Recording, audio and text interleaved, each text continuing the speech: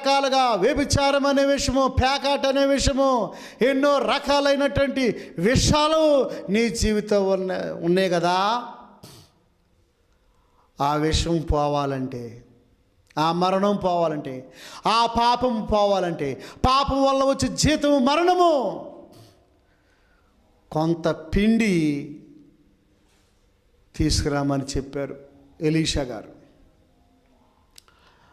పిండి దేనికి సాదృశ్యం? క్రీస్తుకి సాదృశ్యం. సిలువలో మన కొరకు పిండి అయిపోయినాడే మన ప్రభు.